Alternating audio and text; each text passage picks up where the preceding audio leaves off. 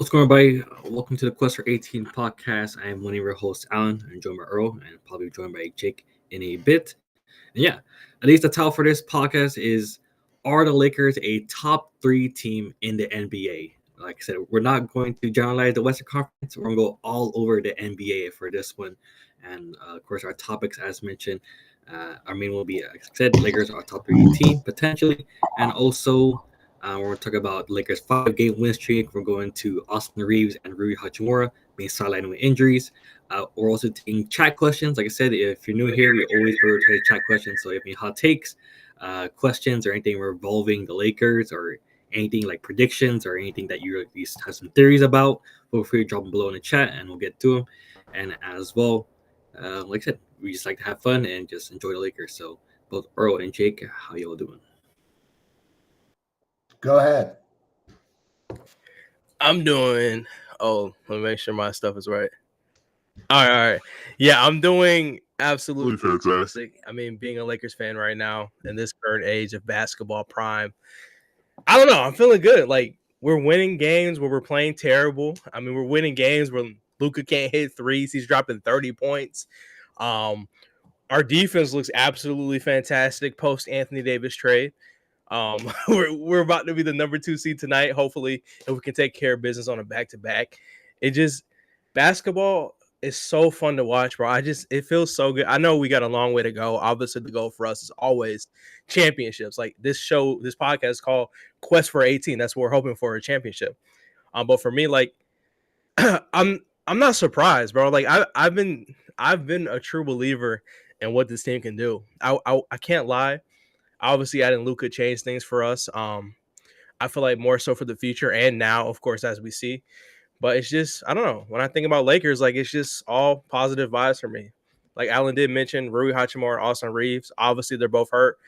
The Reaves thing could have been a lot worse, so I'm glad it's not anything serious. He's day-to-day now.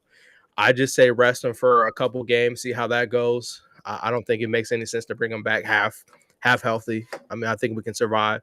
And that's no discredit to Reaves. I think this is a good chance. We all talked about it here for Luka to kind of get his stride on offense. Like, it will force him to be more efficient on offense because we need it. So, yeah, I'm happy, man. And Goodwin as well. Like, shout out to Goodwin. Hopefully he's doing all right. I definitely want him to get his guaranteed contract. And not only because, shout out to Goodwin, we could possibly be getting that interview when he gets that contract, but mostly because he's a great player. Like, he saves possession, gives extra chances. He hit threes sometimes. He can get to the paint. So he's just a good hustle guy. So, yeah, right now I'm feeling great, man. We obviously missed last week. We had some stuff pop up, but I'm excited. Quest for 18 is back this week. We got a lot of stuff to talk about. Yeah, no, I agree, Earl. It's exciting.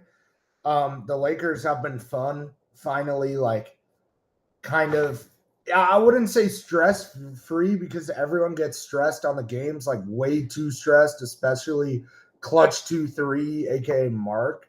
But like, it is really fun right now. It's just kind of good vibes. Like, the fact that we could even be the second seed is so nice. Like, I don't remember another time that was like that since 2020. So should be a ton of fun watching tonight against the Clippers again. I know some people are out, but like Earl said, like, luckily the Reaves injury wasn't serious, and there's worse things in the world than the injuries we had. Hopefully Jordan Goodwin is able to get a contract for multiple reasons. Also, as Earl said, I mean, it'll be interesting to see, but I think we need like a defensive guard for the playoffs. So he's been a part of their rotation. So yeah, I know he's hurt tonight. I think it's probably very minor, especially if they were listed as doubtful instead of like just out from the start. I feel like Reaves and Goodwin can come back soon. I think it was like a similar injury for both. Hopefully Rui comes back soon, and then we're just kind of rolling. So I'm looking forward to the rest of this season and talking to you guys about it and kind of living a better life than we did the last few years in terms of the Lakers. Let's go into our first topic for this one.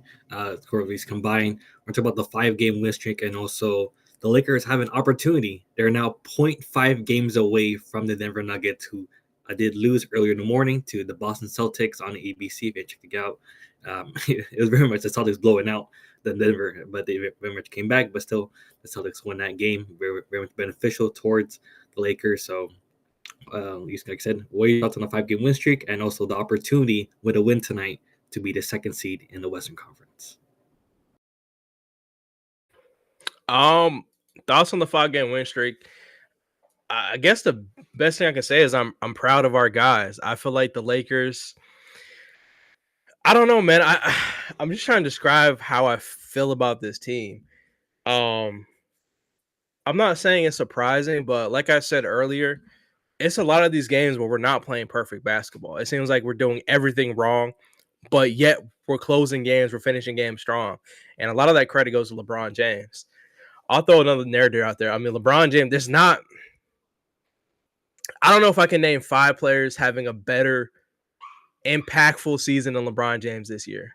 Like, and that's not me trying to stir narratives and stuff like that, but LeBron James at 40 years old is helping lead this Lakers team before AD, well, when AD was here and after AD was here, to win games. Like, you can tell he's trying on defense. He's grabbing rebounds. Like, we talked about it a couple games ago. Like, nobody want to get a board. Okay, Bron's jumping up in the board in the air, just grabbing the board with one hand, like bringing it down. Like, him being a leader for this team, bro, I think that's huge. And I think that speaks to this winning streak.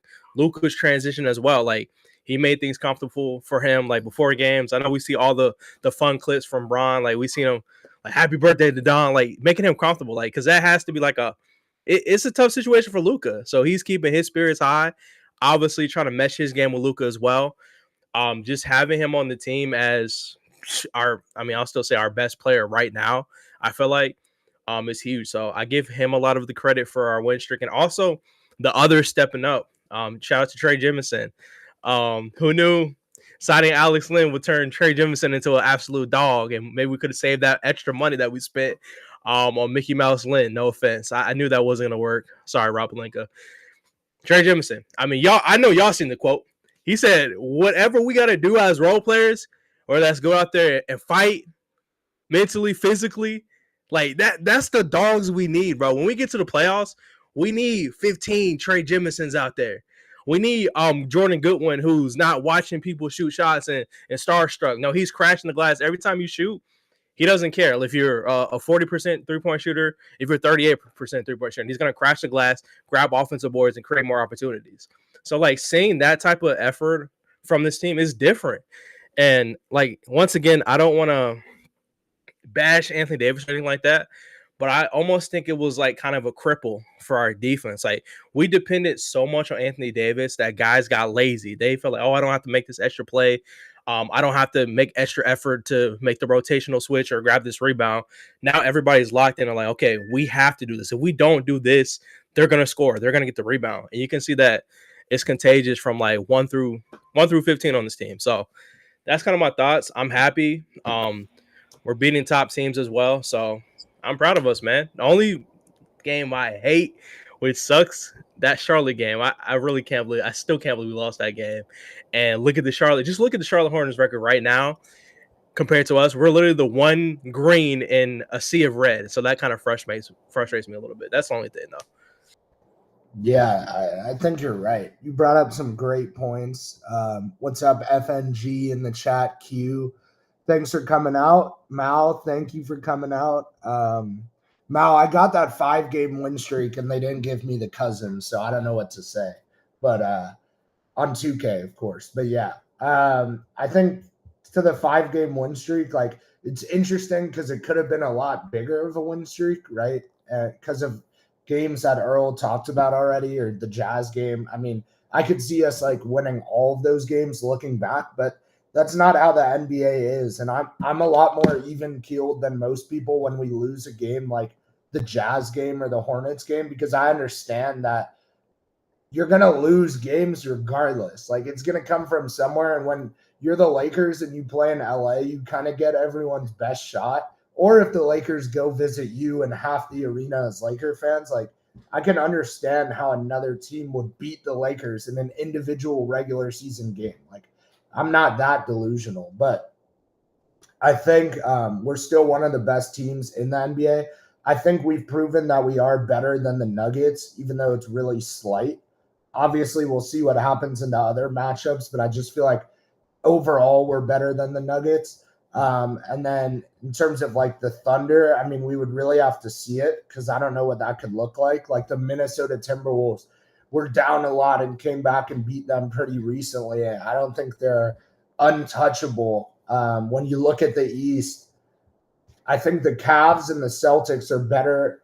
I think the West is obviously way better, but it's like clear that the Cavs and the Celtics are better than everyone in the West, in my opinion, including the Thunder, in terms of how much I trust them in the playoffs. With the Celtics winning the championship and the Cavs at times looking unstoppable, except for when they lost to the Celtics recently. So if I had to predict, like, I wouldn't feel that crazy anymore saying like we could see a Lakers Celtics finals, which feels crazy to say. And I would have never said that with Anthony Davis. I like Anthony Davis. I was a fan. To be honest, like I'm not going to sugarcoat it. I actually didn't like his mentality for years, in my opinion. When things started to go downhill, I feel like it got to him, especially with that Westbrook trade. So it was like after 2021, I actually didn't really like his mentality. I'm happy that he tried to play as many games as he could for us. And he was like relatively healthy after that, even though now I know he's injured, of course, for the Mavs. But as Earl said, like we relied on him as a crutch, especially on defense, but even on offense. And it didn't work on offense. On defense, sure, it worked to some extent.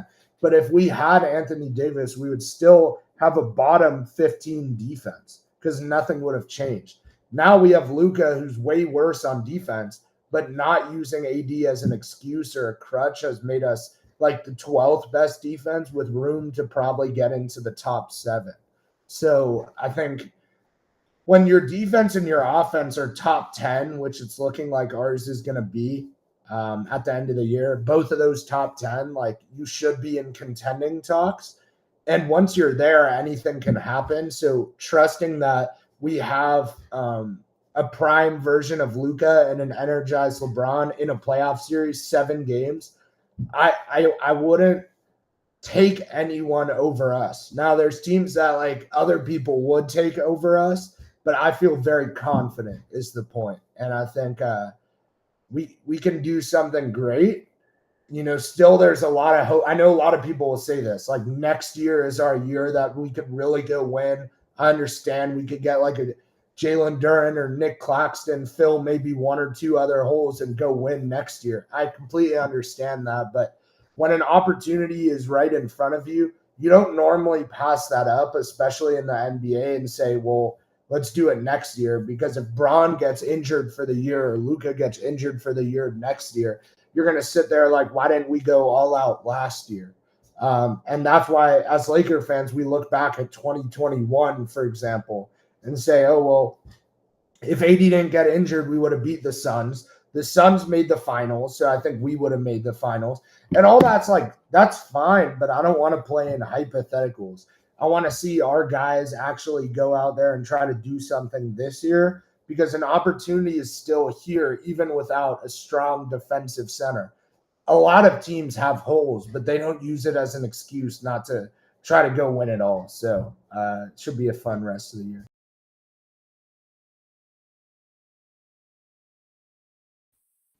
Yeah, for me, I kind of sort of compare this team to where it's like the 2022 team, where they definitely had holes. They did acquire Van Malik Beasley, Mo Bamba, etc., and of course D'Angelo Russell. But what they did with that roster, and they did with that team, they as you mentioned, Jake, they went all out. They had that roster who obviously, like I said, had holes, had questionable stuff, but they went to the conference finals. They proved they worked hard. Like, of course, their stars led the way, and LeBron James, Anthony Davis, but their core round players and their, of course, Austin Reaves, Hachimura, etc.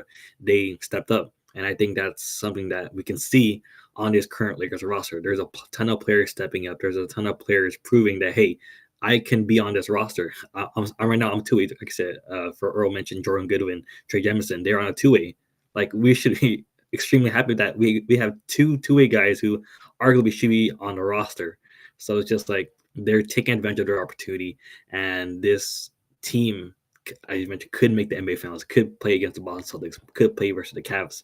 It's just that they have to continuously improve and just build on the foundation overall. But it's a great foundation, and like I very much agree that like the fact that your team is sitting, and we've had so much movement with two-way contracts this year. I wouldn't be able to name it all perfectly, but with Armel Traore, with Quincy Olivari, and Koloko to start the year too, and then it's only Koloko's here. People have been in and out and tried out, essentially had tryouts for even the job of two-way, and you land on Trey Jemison and Jordan Goodwin, who are both NBA players, right? I think that's the point. Like, they don't have an NBA roster spot, but to me, they're very much NBA players and level of the NBA. And I think like we're very fortunate to have that. And then just the other thing, like I'll throw back to something that like no one's going to credit this, but when like even, and I forget when it really was, but I think it was 2 years ago after 2023, we had a good playoff run, as Allan mentioned, but we got swept by Denver and everyone called for changes and they didn't make any. And then the year after, which was this last summer, they didn't make any either changes, really. Of course, they did with the Luka trade and with Dorian Finney-Smith for Russell, like things within this year. But I do think it was interesting that the Lakers kept repeating, like Rob too, kept repeating, let's see what continuity can get us and if that can take us to the level up. And I think that's why you see Austin Reaves way better than he was and for this team, and Rui way better than maybe he was at times for this team, because there actually are benefits to keeping a lot of the guys together and building the chemistry. And now you add into that Dorian Finney-Smith, who was a seamless fit. And then you go add Luka, and that's all you have to worry about. He comes over with Markieff Morris, who has great chemistry with this team because he already did. So now it's just about how much can Luka gel. And the vibes are very positive with Luka, which indicates to me that the chemistry is going to be very strong and they gel well. And I feel like sneakily, like no one would say this, but in a way, kind of Rob deserves credit for waiting, because we're not patient as fans, but his waiting kept got Rui in a better place, Reaves in a better place, Vincent in a way better place, right? He wasn't doing anything for us and he was injured. Vando, a lot of people said to move on from, and he was injured, but he comes back and immediately helps. And then even waiting on D'Lo turned him into Dorian Finney-Smith, who's one of the best two-way players in the league. And then when you have the chance to go make the splash move that maybe puts you over the top, doesn't guarantee it, with Luka, obviously you go do it, especially for the future. But he cashed in his chips at the right time, because if you could have got Luka for AD last summer, he would have done it. If you could have got Dorian Finney-Smith for D'Lo last summer, he would have done it. So clearly that wasn't there, especially if that was our thought. He proved that that was our thought process of what we were going to do. And if it wasn't there in the past, then that's okay sometimes, as long as you cash in your chips at the right time. And I feel like Rob deserves a lot of credit for that. And he's a lot smarter than I initially thought he was, honestly. Yeah, I agree with pretty much everything Jake said. And to Rob's point, I mean, he was like saying, like, you can't buy a house that's not for sale. And I think credit to Rob Pelinka. We all complained when we pretty much blew up that 2020 team. I think that was a pretty drastic decision he made, but he learned from it. Like everyone in life, you learn from your experiences. And I think Rob Pelinka did a great job of doing that. Biggest thing, like Austin Reaves, there were so many narratives like, oh, don't pay Austin Reaves or don't match this, trade Austin Reaves, you can get something better. But look at what he's developed into. Like this year, Austin Reaves, 19 points per game, 4.2 rebounds, 6 assists a game, shooting 44% from the field overall. Like Austin Reaves, his playmaking has gone up, his scoring has gone up, his rebounding has gone up, all of his percentages have gone up this year. And that's just credit to just letting guys develop. Like I know, like, shout out to Braun as well, last remaining dude, I think, from that original team, which is crazy to think about. Just building a nice core. I think that was like the biggest thing that kept preaching. And that's what we have, like Rui Hachimura, Austin Reaves, like not trading Vando when he was injured, making the right decision on staying home on that and moving on from Christian Wood, which was a big mystery as well. He had the surgeries. Didn't really hear any positive updates from that, but them making that tough decision led to us getting like a Trey Jemison on the team, having space for a good one as well. Like you said, guys said, two great two-way players on our team who could be standard NBA contracts. So I give a lot of credit to Rob Pelinka.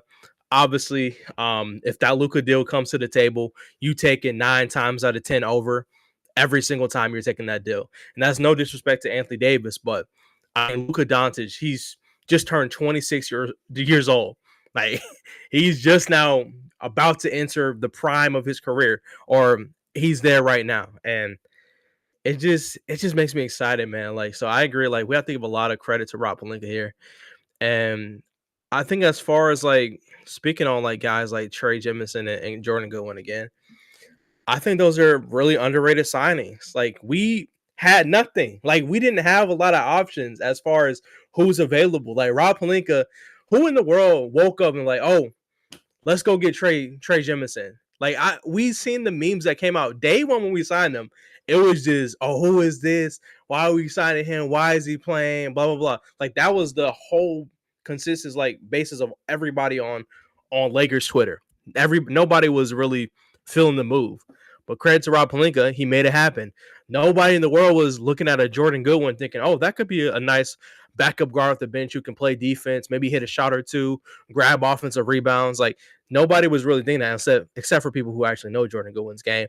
But like, just casual Lakers fans wrote it off as a bad move for Rob. But once again, 2 for 2 on moves. I think obviously where we have to be, realistic. Alex Len was a bit of a reach. I'm not gonna lie.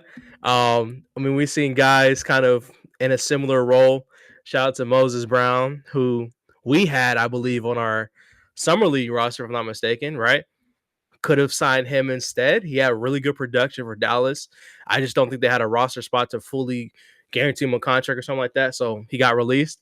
That would have been a nice extra pickup, but obviously it doesn't matter. Now we got Trey Jemison. But overall, I think Rob Pelinka did a good job managing assets, getting great value back for the players we got. Like D'Lo for DFS, easy. Like, and I'm sorry, bro. Like, shout out to D'Lo.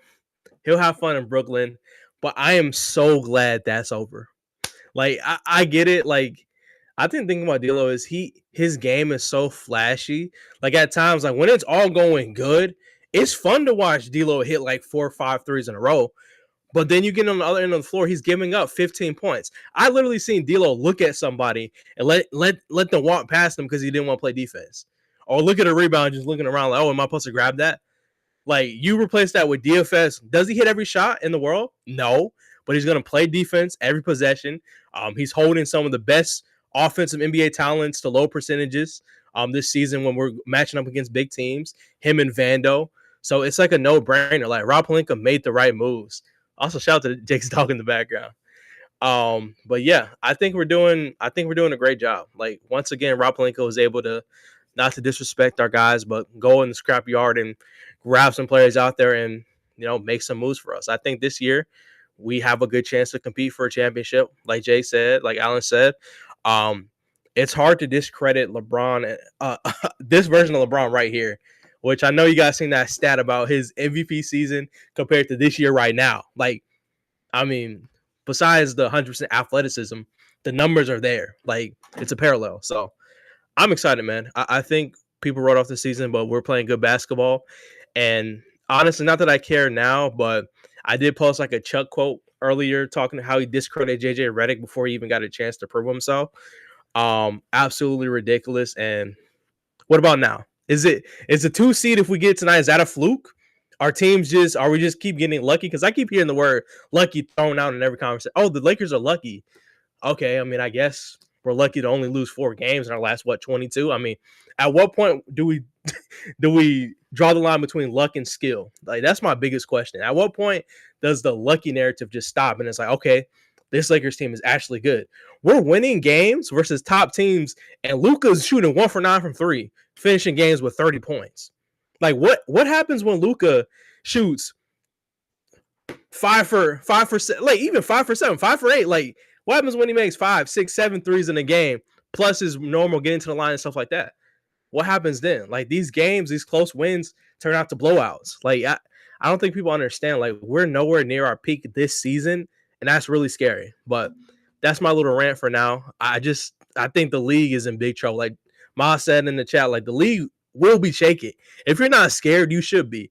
And tonight, I think we have a big chance to prove, like we have a chance to put the league on notice. Like winning a back-to-back now is huge, especially the implications on Nuggets versus Nuggets and then Bucks on our next back-to-back. This could be a good test example of, hey, are we capable of winning tough back-to-back matchups? Obviously, two different teams, two different games, but I'm interested to see how we perform tonight. I know we'll talk about that later, but yeah.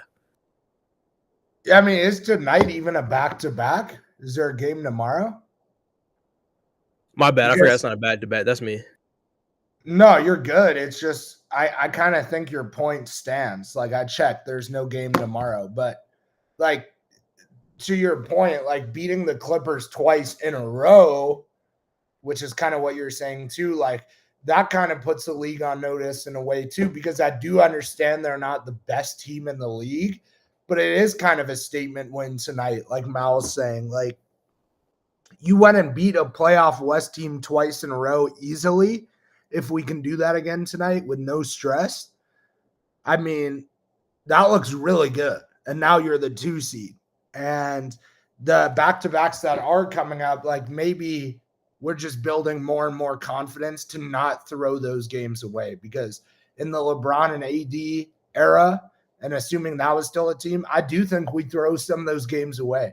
I just don't see a world where we're fighting for the 2 seed with AD here and not Luka. Like that doesn't make sense to me. And Luka hasn't even been Luka still, right? Like maybe against Denver, but besides that, not really. I know he had 30 a couple other times. I understand that. It just doesn't feel like real Luka yet, but he's clearly getting closer and closer and more comfortable every game. So now we're just waiting on the shot to fall around. Yeah, I thought Denver, he could have been way better. I said on the post-game spaces we did after the Denver game on Twitter that was 50% of Luka. Like that was my words that night. And that was the best game he had. So I really do believe he's going to be so much better to the point where we can't be stopped. And when I look at like a Denver, like AD couldn't stop Jokic, but the team defense could stop Jokic, at least that time. We'll see if that continues. But we didn't have Luka, and they can't stop Luka. And they saw 50% of Luka, got killed, and here we are. So it's like we get 100% Luka in that back-to-back against the Bucks and Nuggets Earl's talking about, and he's actually playing all these games and ready to go. Like he is still like, there's a reason he's in like top 3 player conversations the last few years. Like this is a level that 40-year-old Bron can't get to anymore, or AD couldn't get to, that we're now waiting on. And even while we're waiting, we're like 12 of the last 14 games or wins or whatever it was. So I just think it's like, it's a very interesting team. It's a fun team. And I think people will start respecting us. People are always going to hate on the Lakers. Don't get me wrong. We could be the 1st seed and they say we're a fluke team. We could win the championship and they say it's not a real championship. Trust me, we know. We've seen it on Twitter. But at least like we could sleep good at night knowing that we have this new respect. There's 2 different types of hates. There's hating on you when you're down, which we understood that, especially being in the play in the last years. And there's hating on you when you win, because those people are jealous. And if we get, and we're starting to get back to that second type of hate that I think comes out of respect and jealousy for your team. And that is letting me know that the rest of the league is taking notice in what we're doing now. And it's a different type of hate that I can feel. It's the normal Lakers hate when the Lakers win championships. And so now that we're back to that level, let's go make them even more mad this year. And then let's go do it again next year. That's how I see it. Yeah, move forward to the summer topic, but very much debatable. Like I said, this is our title for this podcast. Are the Lakers a top 3 team in the NBA? For me personally, I'll start off and say yes. From what we look at, and Earl talked about this, it's not very much luck. I think this is skill. This is a team that has potential to be a great roster. Like I said, they have tremendous leads. They led versus the Clippers. They led versus Denver. They led versus Boston. They led versus the Knicks in New York. So, and then obviously they gave up the leads. They kept it close, but they still won the game overall. So, me, in my opinion, I think they're a top 3 team. Like I said, there's arguments for OKC and Cleveland are better than us, but I think there's a legit argument as well that we are better than Boston. We are better than Denver. We are better than, of course, the teams are ahead of us. Behind us in the Western Conference right now. Yeah, I sent the tweet in the chat if you guys want to vote on that or take a look at that. Allan does a great job of like putting out that exact tweet that we're talking about at the moment, which is great. Are the Lakers a top 3 team in the NBA? Well, I think they're number 2 in the West. And I think they would be number 3 in the East. So I think no. And I know you can make the argument, and it's crazy that you can make the argument, and we're all happy, but I got us 4th after OKC, Boston, and Cleveland. And I think if you say that and someone's an unbiased NBA fan who doesn't hate the Lakers, I think they would agree with you that we're 4th. I don't think they would agree that we're 3rd if you try to sneak like a Boston or OKC below us or Cavs. Honestly, that's a solid point. Okay, I'll put it like this. I know this answer is going to sound like I'm cheating. I'm in between. I think, are we capable of being top 3 by the end of this season? I think so. I don't think we've reached our offensive ceiling. I think we're really close to reaching our defensive ceiling, which is really good. I was just looking at like previous like box scores. And I mean, we're holding teams under 120, bro. Like the worst it got was that Jazz, the second game, which was 131. That was like a pretty much outlier. But Hornets 100, Trailblazers 102, Nuggets 100, Mavericks 99, Timberwolves 102, Clippers 102. Like we're stopping teams good offensive teams from scoring the ball. And on top of that, I still feel like we haven't reached our offensive potential yet. Like Luka has not been totally efficient yet. I feel like offensively, I don't think he's had a amazing game. I think he uses his size a lot to create opportunities, which is good. He gets to the line, easy opportunities there. But as far as like just dominating offensively, I don't think we've had a game where Bron, Reaves, and Luka all shoot efficiently, and we have a massive win like that. So until we get to that point, I don't think we're top 3. And I definitely can't put us against Cleveland because they gave us belt twice. Like Cleveland twice. So I think that's where I'm struggling as well. But top 4, top 5, easily. I think we're right up there with the top teams. And that's kind of scary. I still think, obviously, Luka, he's still getting over that injury, which he looks a lot better now. We make the jokes a lot. Shout out to Jake as well on his Instagram account about Luka losing weight and stuff like that. I mean, he really is. Like every game I look, Luka's looking a little bit more slim. So I think the slimmer he gets, the easier it is for him to get to his shot in the post. Easier it is for him to move and get that dribble back. And I think that 3-point shot is going to start falling very soon. But yeah, I think I'm agree. I think we're about 4 in my book. I think it's hard. OKC, they're the number 1 seed for a reason, and they're pretty much leagues ahead. Like no one's going to catch OKC in my opinion on the Western Conference. So yeah. Yeah, I think very much like the thought was like this roster currently is not top 3. I think, like I say, that's kind of changed to the top 3 instead of top 5 because there's no doubt. Like obviously we're top 5. I think just like top 3, I feel like we have that ceiling of being a top 3. Like I said, like Luka, LeBron, they're playing at a decent level, and we haven't, like I said, we haven't reached the playoffs. We haven't reached that April sort of area, you could say, where that's when they'll level up. We know LeBron goes into ghost mode where he's off social media, he's off doing everything. So it's just like the Lakers have that potential of being top 3. And like I said, I think the Lakers played the Celtics on next Saturday, I think on ABC. I think that's something. I feel like that's a test, and I feel like if the Lakers do win that game, there's legit a top 3 argument.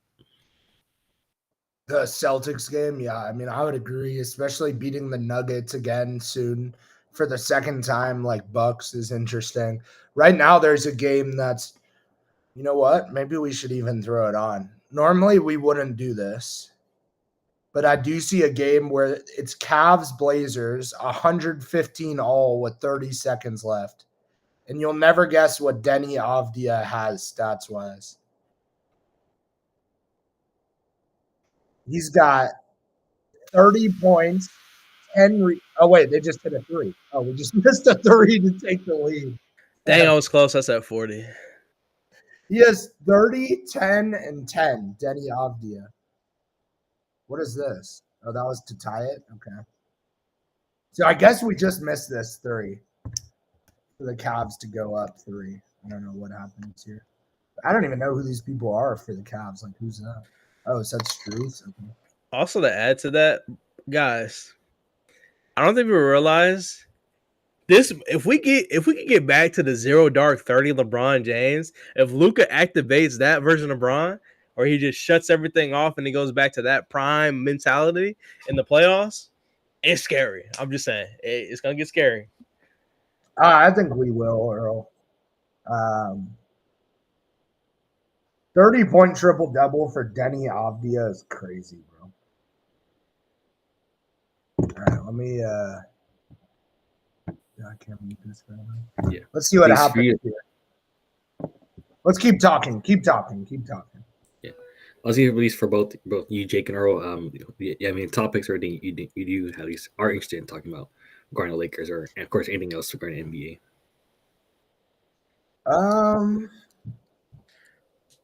I got a good one. Oh, go for it, guys. Okay, so Mark Williams, back-to-back 20-plus point games, 12-plus rebounding games, and at least a block in both of those games.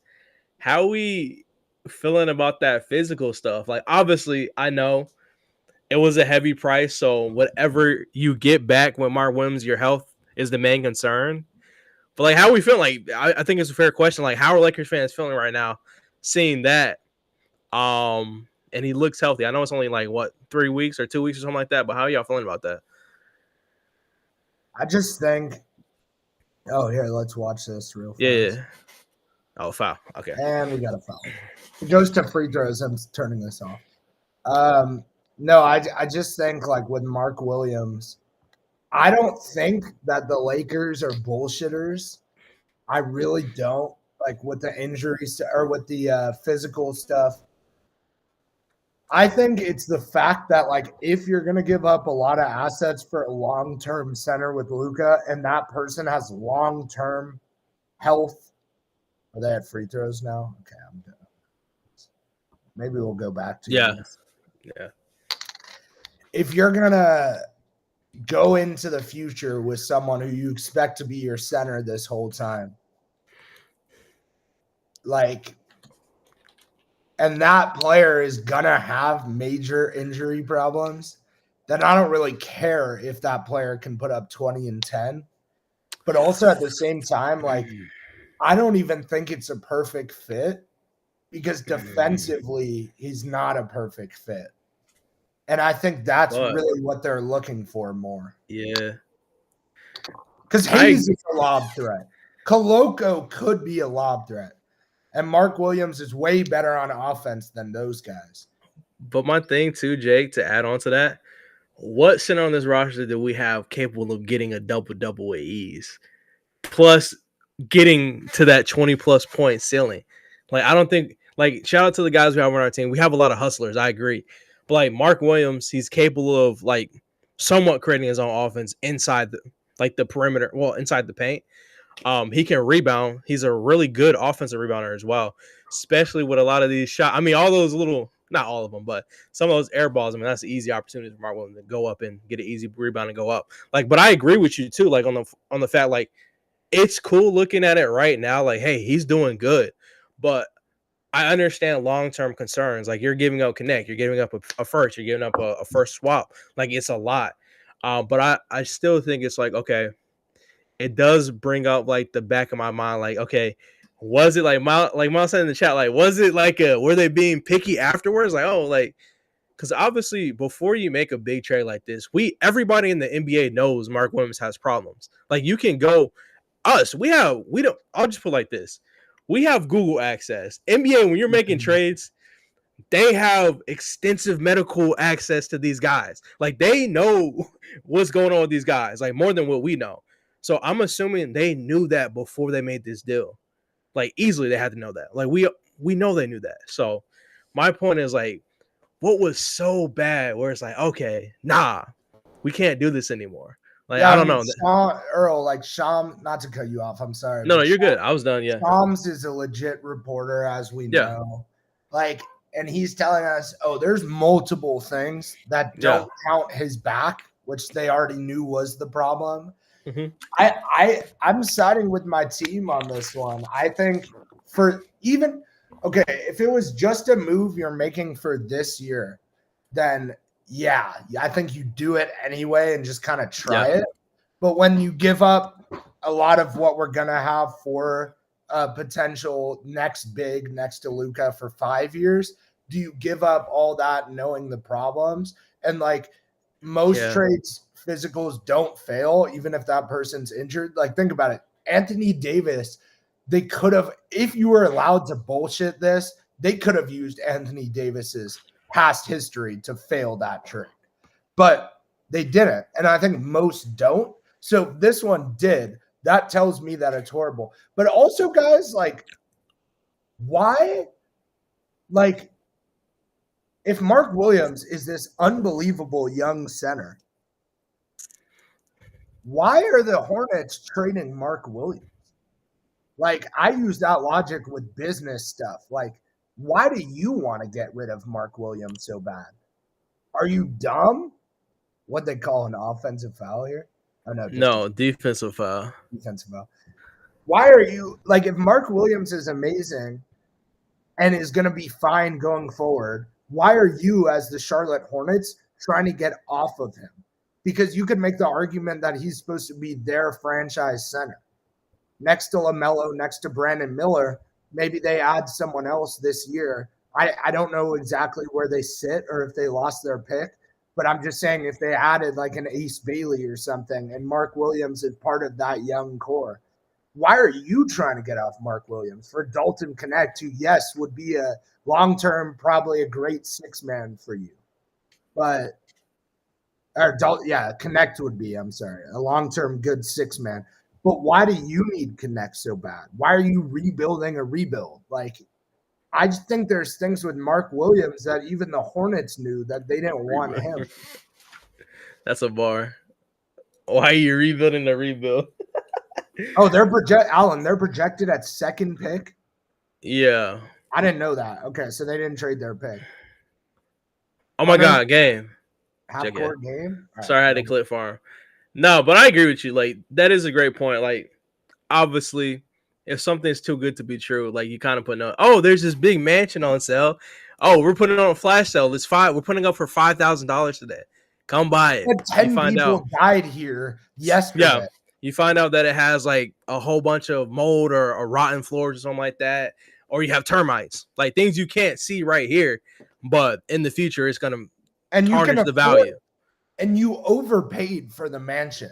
Yeah. But you don't have the money to fix the termites and to fix the mold inside of the walls. Exactly. And now you're screwed. And I appreciate you bringing up that analogy or whatever. Yeah. That's a good analogy. Like, why are you screwing yourself? So I think I will say in defense, or like the opposite of defense about the Lakers, I think they messed up, like, in the sense that I do believe there was a little bit of regret about the price. I'm not going to lie. There must have been something, like, even trying to be unbiased here. Cause they, like Earl literally said, like, they had Google. So I'm not saying they didn't find anything extra, but like Allan said this in the chat above too. Like, what if they kind of thought about it more and they viewed him as like what happened to Andrew Bynum? Like, yes, you have Bynum and it's great. And then it basically all goes to shit. And having that all-star center, like, did help you for a year or two, but it didn't help you after that. And I think, like, Dalton, a first, a swap, and maybe it was a second also, that's a lot for us. Maybe not for the Thunder. Like for the Thunder, that's not a lot, and they move on. They can make 5 other trades. For us, that's everything. So now if you're thinking, well, yes, we could get Mark with that, but we probably could have got Jalen Duren with that in the offseason. It's like, okay. I mean, maybe we just do the Duren thing or we do the Claxton thing. Even if neither of those two can create offense like Mark can, it is a better fit. So when I see Mark Williams go off, I don't feel any type of way. Like I know some people do. I don't get affected by that because I understand like what went into it, but I'll still like, I'm not just going to be like, Lakers are the smartest team for that. Like, no, you made a decision that you could have researched more and then you didn't stand on that. And I think that the Lakers don't really deserve any credit for how they operated the situation. And it's not a good look, but I also think the Hornets, like Mal said, it's not a good look for the Lakers, yes. But is it really a good look for the Hornets that they tried to trade their supposedly franchise player? They must have known that there were problems, tried to fleece the Lakers about those problems, took the package, then got mad after, said they were happy with Mark Williams, apparently filed a protest to the league. Then apparently that was fake and didn't happen. Like they are one of the stupidest, worst run franchises in this sport. And I think we kind of like when you play a really bad team in sports, you play down to the competition. It almost feels like in this trade negotiation, we played down to their stupidity and then regretted it. But yeah, the Hornets are a perfect team to rebuild on 2K. And you know what? They've been a perfect team to rebuild on 2K for 15 years. Or maybe whenever they got to Charlotte. You could argue the whole time they got to Charlotte. So if you've been a perfect rebuild team for a K4TQ, whatever, Kenny Beecham to rebuild every single year, then something isn't right over there. Mind you, they also hired Mitch Kupchak from the Lakers, who was the worst GM ever and gave Mozgov and Deng those contracts. And they saw that and then went and hired him. And so, like, they don't know what's going on over there. But yeah, like Mal was saying, every era, they're a great team to rebuild. And at least with the Bobcats, they were so bad that it was funny. Now that's not even the case. They're just slightly below average or pretty bad every year.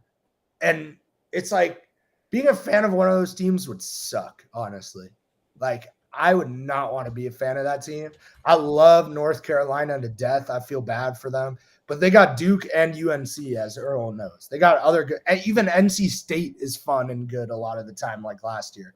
Like, the pro team is not it in North Carolina, man. Yeah, I agree with you. And like, shout out to Kenny as well. I was looking at his channel. He has 1, 2, 3, 4, 5, 6, 7 Hornets rebuild videos on the channel. So it's literally like a yearly classic, which is hilarious, bro. Yeah, and 11 days ago, like that's the newest one. But yeah, I agree. I think last thing I'll say about it is I think it looks bad on both sides. Like just the Lakers part, I feel like you said, like you knew what you were getting into with Mark Williams. Like we all know it's bad. Like the kids only play like 30 something career NBA games. Like it has to be bad. So I feel like you know somewhat what you're getting into when you make a deal like that. I think part of it was like, hey, whoa, like okay, it's real. Like what they said was real. Like they find out, okay, it's real. Like he has these type of problems. I don't really want to do it anymore. Like, and I think that's the part where it's like, okay, you kind of knew it was probably going to be something crazy like this, but you still went through it and then you backed out of it. I think it was a little bit of fear that they overpaid, which I mean, that's why they make the rules. You're able to do stuff like that, whatever. But I think, like Jay said, like there's going to be a lot of options in the offseason. And when you put that into perspective, I don't think it's that serious. Like I don't go watching those things and be like, oh man, Mark Williams.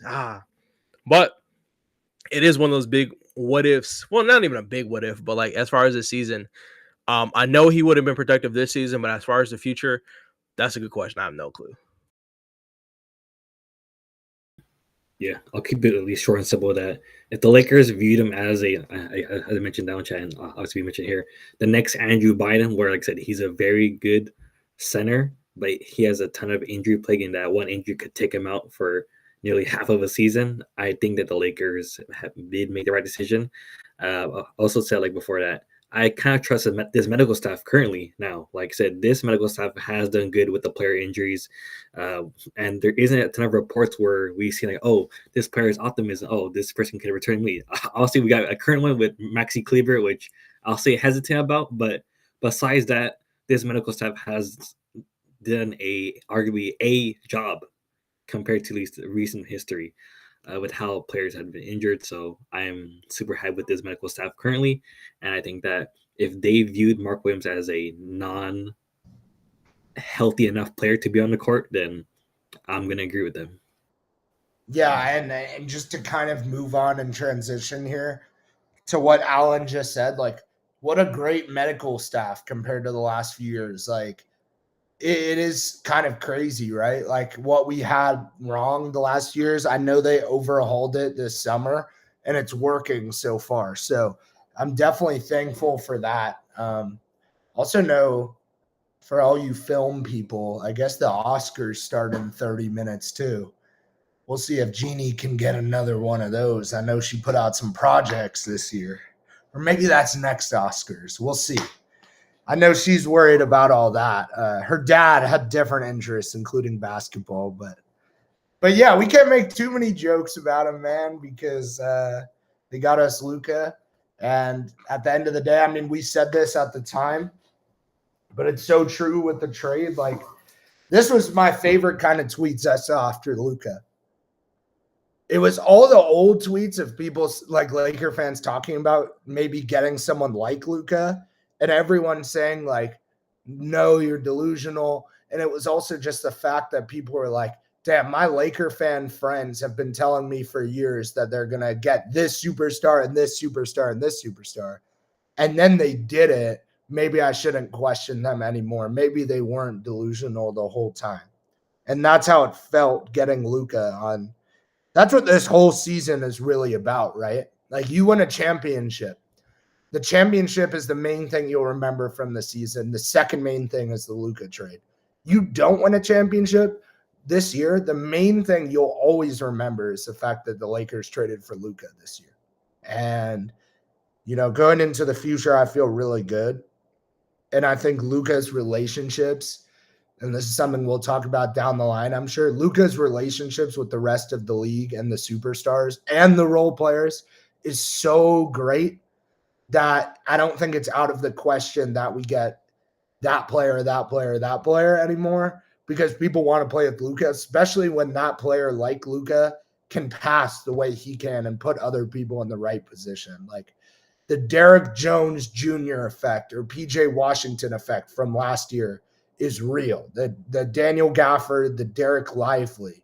And I mean, even Kyrie, who has such a different play style, and Luka, it actually did work really well together, clearly, and they made the finals. So I can see every other kind of superstar and role player being very interested in playing with Luka down the line here. So I'm excited for that too, but I'll miss LeBron, and we'll touch on this next year. I know we'll still be doing this.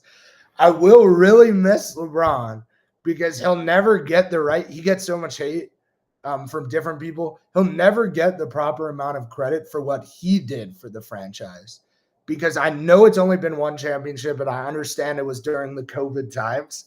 He came here when we were irrelevant for like 6 years, fixed it, got us AD, got us Luka because he was here, and on and on and on and on and on, and then gave the best memories. I watched all the final Kobe years. Like the memories are better with LeBron. The accomplishments are better with LeBron. And Kobe was my favorite player over LeBron. But besides Kobe's like last game, which was just like the best thing ever, almost every other Bron moment that he's had on the Lakers is right up there. And I don't think he'll ever get the proper credit. But in my honest opinion, like, and I hope he ends here with 2 or 3 championships. I really think next year we'll get one, for example, but hopefully this year. I think LeBron is going to get a statue, especially if he gets 2 or 3 championships. Like, there are plenty of people who got statues outside of Staples Center when I go and visit, and I don't see a reason why LeBron shouldn't get a statue, in my opinion. So I'm looking forward to that too. Yeah, of course. Speaking of statues, of course, the Lakers will be playing versus the LA Clippers. I have to check if that's a home game or away game. Let me check again. Yeah, it's a home game. So the Lakers are hosting the LA Clippers tonight. As mentioned, we will be having a playback watch along for that game here, 6:30 p.m. Western time / 9:30 p.m. Eastern time. I know it's also scheduled for 5:30. So, like I said, we do start early. So if you are here, tune in early. Like I said, VIPs get snatched early. So if you're not here early, you're not gonna get VIP to watch the game. We highly recommend that you subscribe. If you are on laptop or on mobile, there's a little like yellow icon with Luka Doncic. Check out that. Subscribe, $10. It's a great $10. You get to automatic VIP. You get to watch the game. We will be hosting some VIP stuff for our subscribers, and like I said, watch alongs, etc. And yeah, like I said, we also have our pregame spaces at Klutch _23. Also, I know Playoff Jake has also posted that for his spaces, so tune in to them. Those two accounts mostly host the pregame and also postgame spaces. So follow those accounts and at least any foul topics and also at least predictions for that Lakers Clippers game. Was there going to be a tier list? Or we Yeah. doing that? Oh, there is. Okay. Yeah. So then the final thing, like you just kind of said, Allan, predictions for Lakers Clippers. Wait, now I'm forgetting again. Sorry. Was it home or away? I mean, it doesn't even matter. It's home. Yeah, it's home. Okay. Yeah, crypto.com. I mean, does that even matter? I don't even know in LA, but what did we win by last time? I'm trying to really make an educated, good guess. I think 8 points, or was it like 8 or 9? Oh, I know it's like 111. It was 106, 102. But you're right. It felt like 8 or 11. So we won by 4. And I think, LeBron and Luka play. Reaves wasn't even really there last game. Anyway, mind you, he had 2 points and then he got injured. So there's no way you could look at Reaves as like a factor when we just played them without Reaves for this game. So, I mean, good win. Maybe that's like a 4-point swing. I don't know. I'm going to say 111, 105 Lakers. 6-point win. Optimistic Earl. Okay. I have us winning tonight by 13 plus points. I think I'm going to say it. I think last game, because usually, okay, first time, I'm going to give a lot of this credit. First of all, I'm speaking from the future. I'm giving a lot of credit to this win on JJ Redick. Because I know JJ Redick didn't forget. Last time we played the team back-to-back. First game was good. Last game, we got absolutely smacked. So I know from that thought process and historically what JJ Redick's done with adjustments this year, I think he's going to cook up a really good game plan to have a better game than we did the first game. So I think a lot of his credit is going to go to JJ Redick, and I think we win by 13. I don't hot takes. I don't have one yet. I'll give y'all one pregame. I got to really cook one up. I got to get in the lab with that. But I think it's going to be a good game. Lakers win. Extend the win streak to 6. On go Lakers, 7-point victory versus the Clippers, and we're going to see a 30-point game from Luka, and I'll go LeBron James. A double-double, a clean double, 25, maybe 13 rebounds. And yeah, Lakers W. So going to our tier list in a bit. Feel free to fill the air.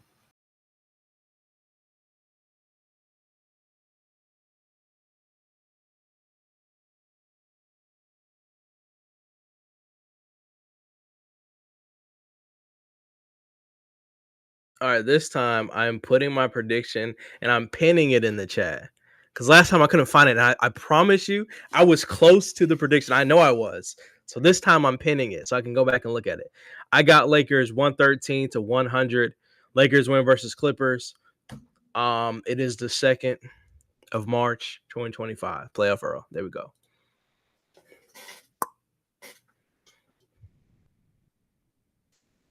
The good old tier list. I missed this.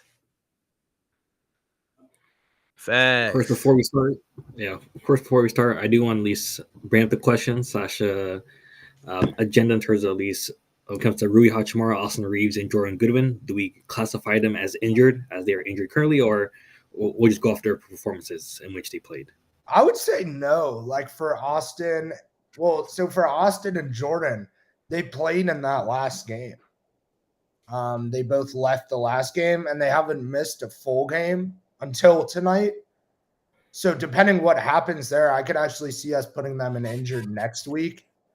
Rui, off the top of my head, I'm not sure because he didn't play the Clippers game. Did he play the Timberwolves game? Yes. So I'm going to say no because then even he only missed one game. So I could get us started and get that one off the board because that one's hard with Rui. For example, so he missed the Clippers game. He had 5 points in 18 minutes against the Timberwolves, and against the Mavs, he had 15 points and 6 rebounds. Now, I'm not trying to hate because he's been really good for us, and he's been closer to A or B. I'm going C this week for Rui. With the injury, with 5 and 18 minutes, I think C is only fair for Rui. He hasn't necessarily been bad, but it's just kind of hard to rate this week well. Yeah. I agree. I think C's cool. We talk about Rui. A lot of his stats have to do with obviously offensive production, and if he has a good rebounding game, that's when he pretty much moves up a tier. So I'm cool with C just because, I mean, we've seen him get 21 in a week. I think he went kind of down, 15 and then 5. It's kind of tough. So yeah. I guess I can hop in next. I think I will go Austin Reaves. I'm gonna go Austin Reaves, and I'm gonna put him in A tier. I'm looking at his stats. If we're looking at the 2 games, I believe 3 games. My fault. Or was Dallas included in this? Yeah, right. Yeah, Dallas. Okay, yeah. Minnesota, He had 20 Clippers. Okay, but yeah, he had 25 and 3 that first game. Shooting 37% from 3. Game after that, he had 23, 5, and 6, along with 2 steals. Then obviously, I mean, he was trending towards a good game versus the Clippers. He had 6 points, shooting 50% from 3. So I think he played Austin Reaves basketball. Yeah, sure. I mean, I'll agree. Probably the bottom of A. Yep. If other people get there, I don't even think I have anyone else in A. I mean, we'll see. Allan, go ahead. I'm also on A for that one. Yeah. Next one, let's go with Vando. I think Vando has played solid defensively. Offensively, he has some questions, but he did nail a 3 from a long pass from Luka Doncic, which is crazy. Yeah, if you haven't checked out the highlight, check out that. I think that was posted on a playback, so yeah, check out that. And yeah, I got him at a B. I put him in the middle of B though. Yeah, me too. I agree. Yeah. I mean, what did he have, like back-to-back games with a 3-point made? Like, that was pretty crazy. He was 2 for 3 one of those games too. I think it was Dallas, maybe Minnesota. Yeah. He shot 66 on like the Dallas game and then 50% on the Minnesota game. And then obviously last game he didn't score a 3. So, yeah. I'm cool with that. No objection. Did he even take one though against the Clippers? I'm not sure. Honestly, maybe 1 or 2. I'm looking at the wrong person. Regardless, that's fine. I agree with you guys. I'll go JJ Redick S. Yeah. 5-game win streak. Whatever it was, 12 of the last 14 or whatever it was. Arguably not his fault that we lost to the Hornets or Jazz. Because the Jazz, the whole team came out with no effort, so I don't know what you're supposed to do. Yep. Hornets, I think there were a few where I thought it was a questionable like lineups. But again, I feel like people didn't play well. I think he's S. He's S. He's a top.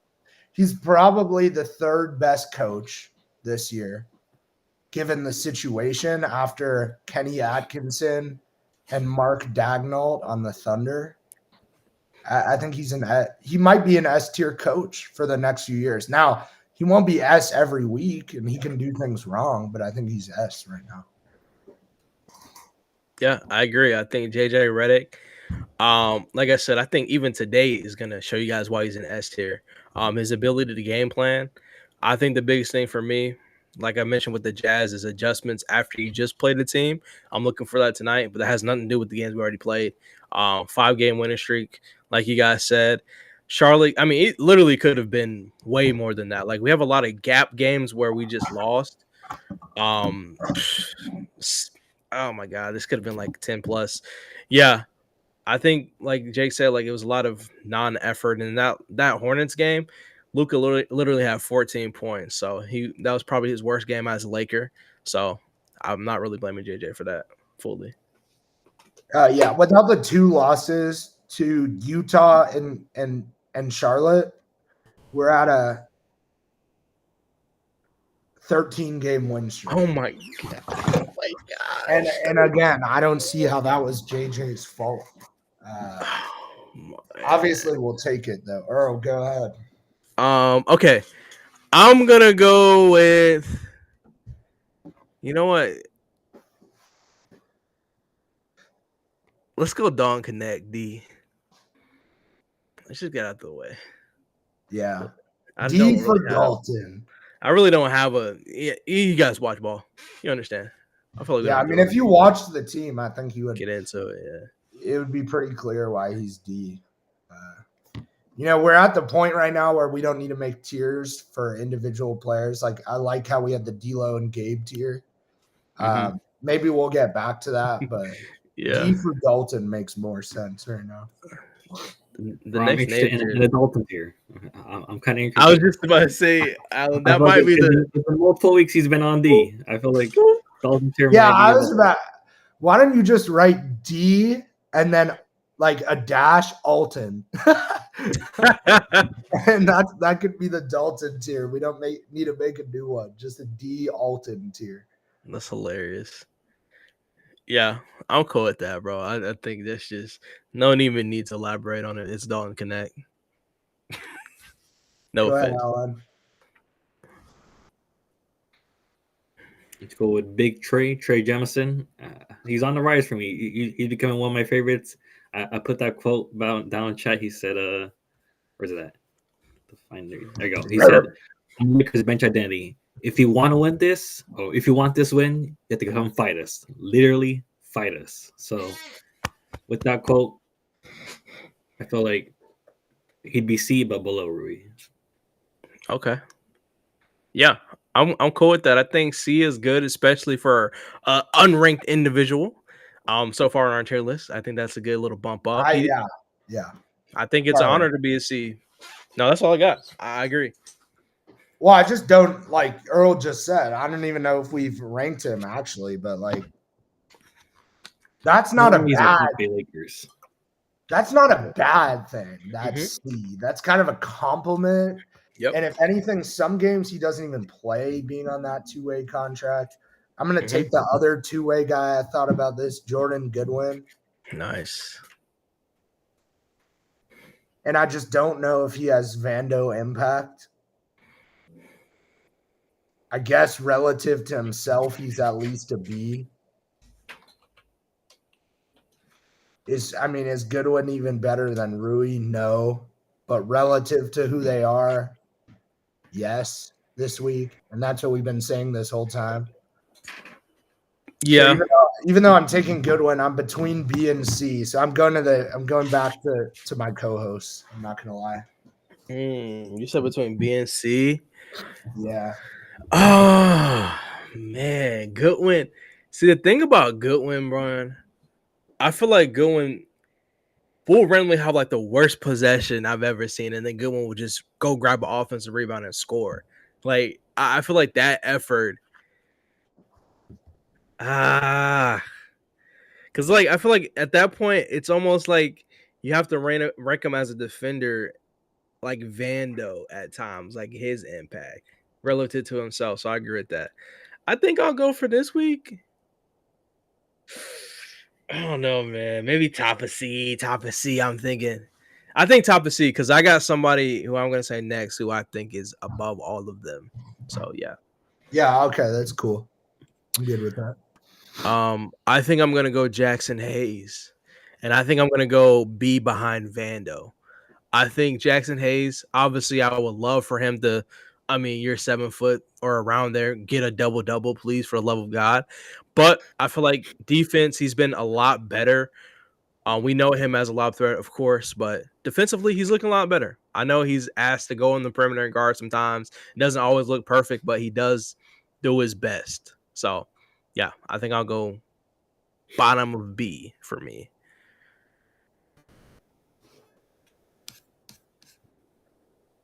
I'm on the same.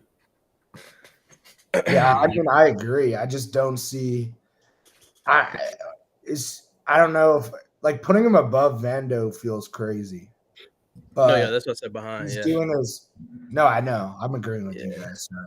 But he's doing his job really well. I think. I'm gonna send something in the chat in a second of Jordan Goodwin and Trey Jemison. This edit that I found that I like. Allan, go ahead. Yeah. I think we'll go with social love to Gabe Vincent. I think arguably before we put him in S tier, he's great. Actually, no, we have an A tier, but argument for S tier, which we will revise later. But I think he's a solid. I don't know, like he's in the bottom of B, but sometimes he could be a C, where he's middle of C. Like he's in that Rui range where he could be a B, but he's like sometimes at a C. Yeah. But I don't know. I'm putting it in terms of his individual performance. He got like 3 steals last night, or like 3 or 4 steals. You're talking about Gabriel? Yeah. Or Dorian. Oh, okay. I'll give Vincent. Yeah, I agree with what Allan said then. All right, so what we think is C or B, Jake? For who? Gabe. Gabriel? Yeah, Allan says he's between C and B. No, I don't even think. I think this week was I say bottom of B. Okay, bottom of B. Got you. Yeah, that's fine. Yeah, I'm cool with bottom of B. I think he definitely has. Actually, no. I mean, I don't agree. I'm sorry. I'm not trying to be difficult. Just this week, I thought he was worse than the last few weeks, to be honest. Yeah. So, and it feels like B is kind of like a really good spot for him normally. True. I don't know. Like, there's times where I'd rather have Goodwin out there. No. Yeah. So that's kind of my problem. Is like, why is he ahead of Goodwin? Just because he's been here longer, I guess. Yeah, because offensively, if he yeah. Oh man, I don't know. I don't know. I might just. I think it's because if he's not hitting those threes, then what's the difference between him and Goodwin? Respectfully, like if Gabe Vincent is not consistently hitting those threes, those easy catch and shoot opportunities he's getting, then I would argue that Goodwin hustles more. Obviously he's a rebounder as well. He can still play defense too. So that's why I kind of want Gabe below Goodwin this week, though, because Gabe didn't hit those threes he should have. I just don't know if we should, like, Allan's right that, like, sure, he should be bottom of B, especially in a perfect world. And we did get wins, but it could have been easier wins if Gabe hit a few shots that he missed, I thought. Yeah, this week, 0% from 3 from Dallas, 0% from 3 from Minnesota, 25% from 3 versus the Clippers. Yeah, so I don't think we can give that guy. So he had 1-3 all week. I don't know if we could give him B. He has to be 3 and D. Goodwin doesn't have to be 3 and D, and he still kind of did it. Like, so I don't know. I'm going probably C. Now, Rui didn't have a great week, clearly. So I feel like you could put him above Rui. But normally I would say Rui is probably above Gabe, aside from this week. Oh, sorry. I'll go with Yeah, so let's do that, Allan. I'll go with Luka. Not to steal your guys' spotlight because that's a Oh, no, fun you're one. straight. Top of B. Now maybe I'm being hard on him, but what did he do? He wasn't A Luka. He wasn't S Luka. You know, if we do this tier list for the rest of the season and next year, he should be S every time. But he wasn't S Luka, so why are we putting him on S or A? I don't know. I think Austin Reaves does Austin Reaves better than Luka does Luka, but Luka's better at basketball overall. That's not how we've normally done it.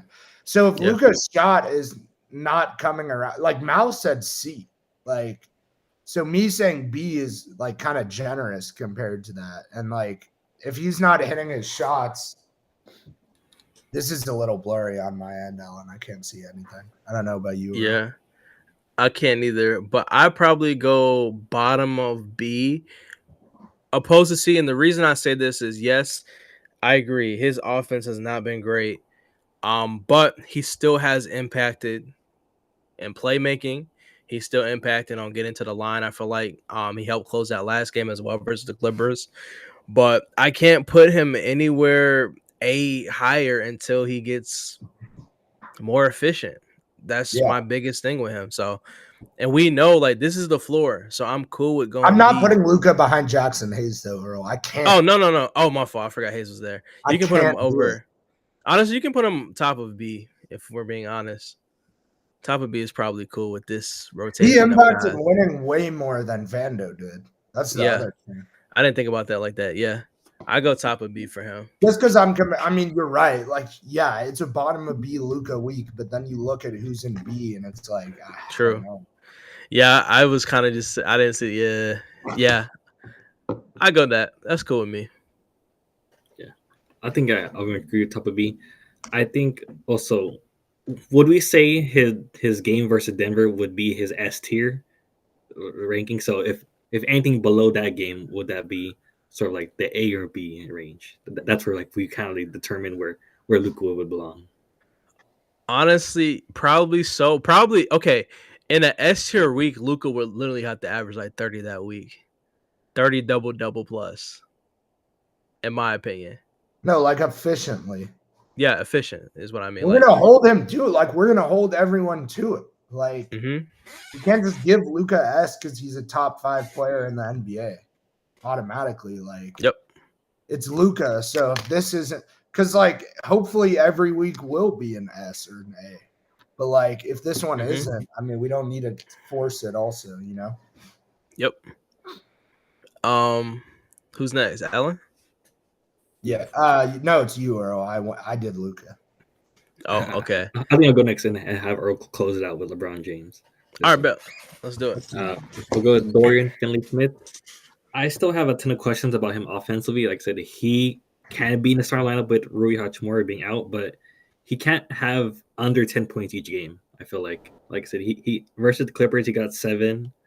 Versus Minnesota, he had 3, 2 versus Dallas. So it was like, I can't put him anything above a C, I would say. I feel like C is where he belongs just because, like I said, he does bring some impactful defensively, but it's like it's a minimal compared to a Vando or like compared to like a maybe Jordan Goodwin right here in this sense.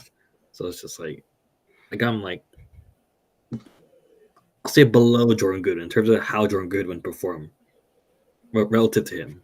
Yeah, I mean relative to him, like yeah, you're right. Like I still think I don't know. There's something about the defense. Like I am seeing that, and like it was a lot against the Nuggets, to be fair, which wouldn't even count in this week. I know, but we didn't do a stream last week too. Like I don't want to put him below Goodwin, but I also think I've always said the argument of like it's relative to how they play themselves normally. So then Allan's right that like Goodwin is ahead. So Earl, you be the tiebreaker here. All right, I got DFS. Mr. Hold 'em down, Mr. Shake 'em down, take your pockets, snatch your chains. I got him top of C. In my opinion, I think he's C tier. I still do think his impact is better than Goodwin's, and that's no disrespect to Goodwin.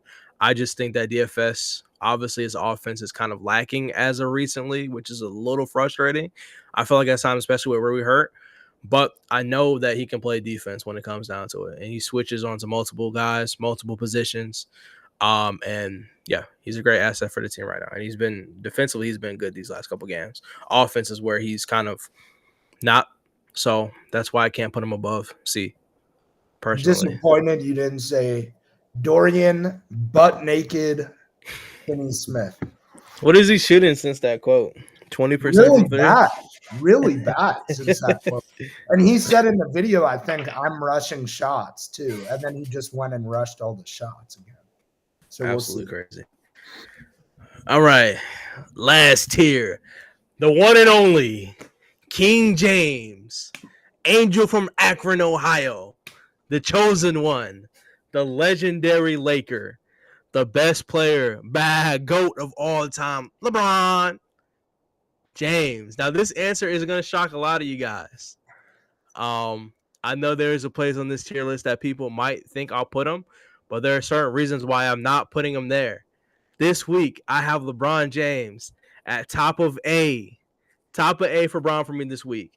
The reason why I'm not putting Bron in S tier, turnovers. I feel like, yes, I know we won all these games. It's hard to be objective about that point. I get it, but I think LeBron sometimes he rushes his game a little bit too much, which is cool. I mean, he had 6, 4, and 4 turnovers. He did have 27 and 12. Then he had 33 and 17, and then he had 28 and 13. But I feel like the best weeks where we have Bron in S tier, relative to his own stats, he was efficient in pretty much every category. And he was like, he had more assists as well. So that's why I'm going to go A tier instead of S. Damn, you're probably right, but like the Bron fan in me, the Bron sexual, I know, bro. Hold on, Earl. It was speaking to me like the Green Goblin mask. It was like, put him in S tier. Put him in S. But yeah, I mean, you're probably right. I'm going to go with Earl and say top of A. I'm also with A. I think there's an argument for S, but yeah, I think A. And I think I could be very much wrong, but this would be the first time in our tier list that JJ Redick would be the top of S. I'll say that. I think that would be the first time.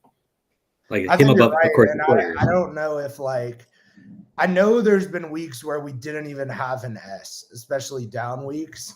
Yep. But the fact that the coach is like leading all the players, like you're saying, I don't think we've done that, and I kind of do feel like that's fair. Like it kind of took a great coach, and it kind of took a team effort to win all the games that we did. So I feel like this reflects that. So I don't have a problem with this, and it's always a fun time. Looking forward to next week. Hopefully we can say, what the main thing player wise is we look at the next week, and the Clippers game tonight will count, and I forget who else we play, but hopefully we could look at it and say, okay, Luka's S, right? Yep. And if Luka's A, it's probably still a really good week. But Luka S, it's like we know it's a great week. So hopefully when we come back next time, it'll be like that. Yeah, I agree. Yeah. And those were tiers for this week. JJ Redick at top of S, our number one guy, and bottom, the lowest tier. A little information. I think that was Kaden. I'm not sure, but Dalton is on the lowest tier with a D-Alton. So shout out Dalton. Good player. He might get missed tonight with, of course, Jordan Goodwin and Austin Reaves out. So we'll see how he performs. Hopefully he can get to C range by next week, and the Lakers get a W. So at least for Jake, could you preview, of course, the Lakers Clippers, of course, watch along, and also the spaces. Yeah, so like similar to every week. I mean, Allan said a good intro, but every game it's fun to do Quest for 18 on a Sunday, especially when there's a Laker game. We got just an amazing group of people who are going to lead that up tonight. We have a pregame space that goes on, I'd say almost every time, if not every time, on the Twitter account Klutch_23, our good friend Mark. I do, the pregame spaces too a lot.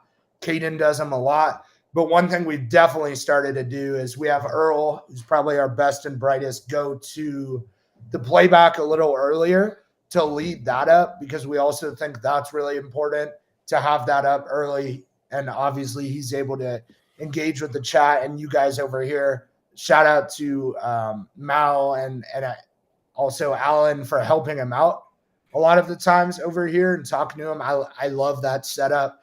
So, yeah, we're going to be live an hour before the game for Spaces on X. Talk about the Lakers, talk about the Lakers-Clippers game. Earl, Allan, Mal, everyone will be over here too an hour before the game. And it's at 6:30 Western time, 9:30 Eastern time. We appreciate you guys, whatever coast you may be on or time zone. We love all the international people who come through in the chat, especially Q. Shout out Q from Brazil. But yeah, it's so fun, man, talking about the Lakers and chilling. Thank you, FNG, in the chat for all the support today, for sure.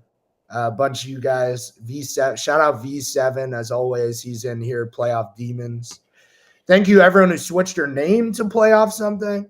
As Allan put in the chat, we now do have a Playoff LAL community on X. Definitely join that, even if you're seeing this podcast at a later date. Go ahead and join that community. It takes nothing. It doesn't require anything of you. Just when you're in it, you see other posts from people in our strong community. 100-something people now will get that up. Talk about basically the Lakers, and that's all we do. That was a quote from Everything Always, Earl. I don't know if you've seen his videos. I talk about the MCU, and that's all we do. Facts. But yeah, we do that with the Lakers too. Also, if you're seeing this later, please go follow Playoff LAL on TikTok. Allan has done a great job with our accounts over there. That might be the wrong account, Allan. I'm not going to lie. Because we made a new one, but Allan's done a great job. Earl, not sure what your TikTok is called, but Earl's done a great job on TikTok as well. And then Quest for 18 with Allan and Earl on that TikTok. We're growing this all out. We have an amazing community here. Again, we talk about the Lakers, and that's all we do. Besides, sometimes at halftime, we'll start talking about TV shows that we watch. So if you're interested in all that, it's an amazing time. Come out for that. The TikTok link is now in the chat right here via Allan. Thank you. And yeah, man, we'll see y'all for Spaces and on here at 5:30 Western time, 8:30 Eastern, with the game being an hour later.